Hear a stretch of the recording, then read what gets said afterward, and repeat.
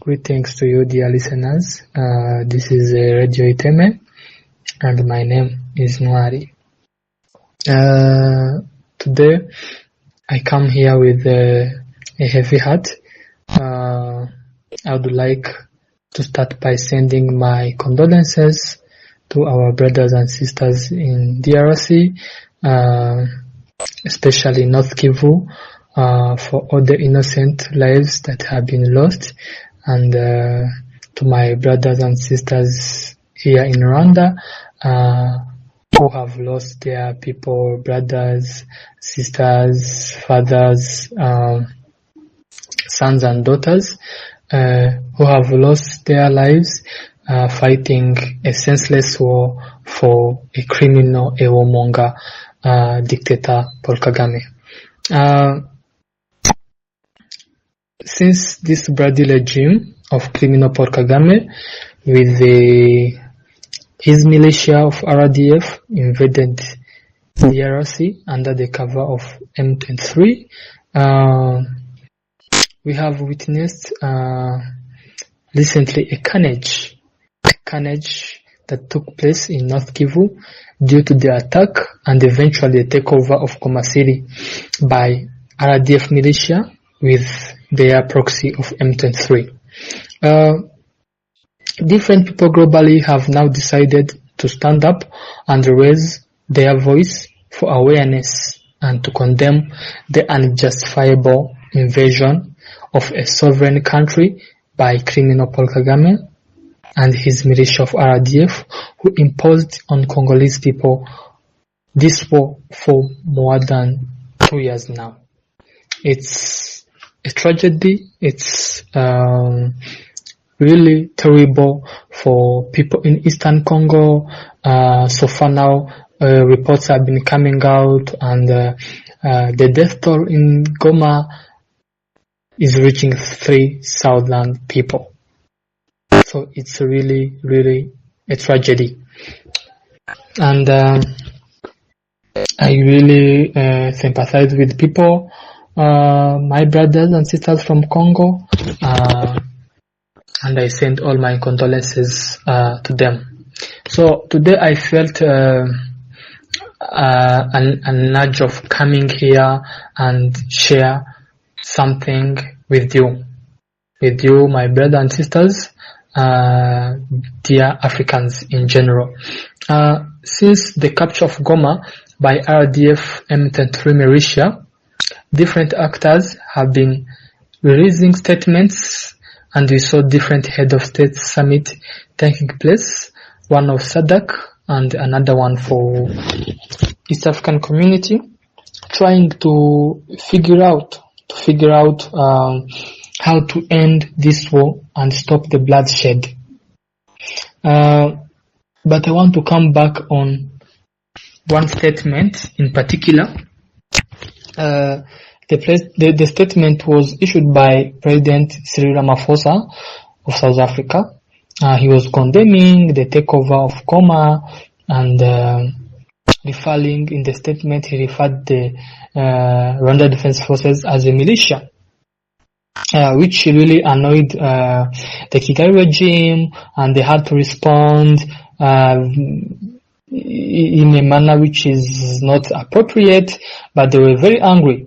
So, but this really, this is something for us like Rwandans we have been aware of, because the RDF is not a government force, it's a personal force. And it's good that as Africans now we have started to wake up and call things in their name. Call things the way they are. And I really appreciate and thank President Cyril Ramaphosa for calling a spawn without passing around. The Rwanda Defense Forces is a militia force. It's not a government force, and it has been trained to be a militia force. I'm going to enlighten you why it has been trained as a militia force. It is on record that General James Kabarebe, who is now the current State Minister of Region Cooperation, on record himself said that criminal Paul Kagame himself requested to them to turn the Rwanda Defense Forces into a killing machine that kills and destroys everything on its way. And mind you, this is a very known military strategy called scorched earth policy. It is mostly used by militias and armed groups, illegal armed groups, and the RDF forces have been applying this military strategy in their invasion of DRC, notably in areas like Kishishe and other areas in the eastern DRC, in North Kivu. So we all know that there are rules, there are international rules every military forces have to follow when they're engaging in a war, either with armed groups or with other forces. There are united international laws. There are international laws set by United Nations to be followed during wars. But the Rwanda Defense Forces despises all international laws. They don't follow any of them. That's why they have been accused several times of war crimes and the crimes against humanity. And the Rwandan forces have been turned into a personalized army by dictator Paul Kagame. And his imperialist masters, they have been using these forces. This force that was supposed to be a government force, they have been using this force as a driving force in their imperialism plans in Africa. How was he able to achieve that? He has been able to achieve this because under his dictatorial regime, our country lacks rule of law. And hence, no one can argue or fear to say that the Rwanda Defense Forces is a militia army. As oppressed Rwandans under the bloody military regime of dictator Paul Kagame, we do support a peaceful resolution in the framework of Rwanda peace process. And we condemned a disrespectful behavior of criminal Paul Kagame of refusing to attend the signing of Rwanda peace process on 15th December 2024. This was so disrespectful to the people of DRC who are being killed by this war and to the humanitarian crisis in Eastern Congo. It's really very alarming to us Rwandans, to the Congolese people and the Africans in general, as well as the African Union and President Lorenzo, who have been mandated to mediate for a peaceful resolution. It is also both unacceptable and disrespectful to the countries who are seeking peace in the whole region, notably Tanzania, Malawi, South Africa, and South Africa. And these countries have been sending their forces in the DRC to try and stop the bloodshed that is taking place there up to now. And we do call upon the African Union to break the silence with some countries we know that are in line with the fight against imperialism. Because right now, as I'm talking to you all, in DRC, there is an attempt of imperialism and expansionism by a warmonger criminal Paul Kagame, supported by a non-actors. A clear example of one of them is the European Union.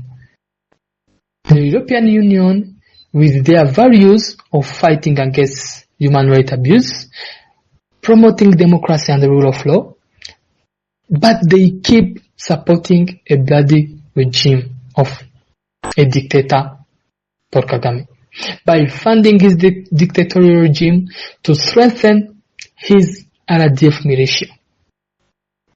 And they do all this despite of different reports from different international organizations showing lack of transparency in the spending of government funds. And they keep providing donations and loans to this corrupt regime. Despite of all the reports of human rights abuse, extrajudicial killings, arbitrary arrests, sham elections, and all torture and everything that this dictatorial regime, this military regime of Paul Kagame has been used to oppress Rwandans. Time will come when history and Africans will hold you accountable for the hypocrisy and the double standard you are manifesting now. Different actors and people in general need to understand that the main issue here is bigger than Rwanda, is bigger than DRC, it's bigger than Congolese or Rwandans. The major issue here is Paul Kagame's character and personality. To know Paul Kagame, you have to understand his nature, because he is a type of person who doesn't like peace at all. He never respected international laws. He is known for killing presidents, notably President Juvenal Habyarimana, former president of Rwanda, President Cyprien Ntaryamira, former president of Burundi, and President Laurent Desire Kabila, former president of Democratic Republic of Congo, as well as hunting down his opponents and critics for elimination and kidnapping, either within the country or outside the country. In 3 decades, Paul Kagame has demonstrated Hitler's expansionist policies in the Democratic Republic of Congo, accompanied by an evil hegemonic character of distrust, objectification, and dominance. Since 1990s, when criminal Paul Kagame was heading the RPA, Rwanda Patriotic Army Rebellion, almost 20 million people have lost their lives in his wars. And up to today, he is still behaving like a rebel leader. That's why all the peace agreements he has ever been involved in up to now never lasted. Because he never respects them, and his intentions in negotiations are always manipulative. Division, sequestration of the population, so that he can present himself as a victim and as well as the only solution to the problem he himself have caused. Now I want to talk to his partners. And by talking to his partners, sending a message to his partners, I want to mention a few of them. There is Arsenal for Visit Rwanda, there is Paris Saint-Germain also for Visit Rwanda, there is Bayern Munich, there is Formula 1, there is the European Union, there is France, Giant Africa, Idris Elba, Didier Drogba, Moussa Faki, Kevin Hart, Steve Harvey, Masai Ujiri, NBA, FIFA, and so many more. I would like to send them a message which says that history will remember you all as people who worked, helped, supported, and gave strength to criminal Paul Kagame, who is compared as a twin of Adolf Hitler. And all this is happening in a time where the future of the world is being projected in Africa, which means that we need to live and work together in harmony. But make no mistake, our population, the population of Rwanda, the population of Congo, the population of our Great Lakes region will never trust you all again.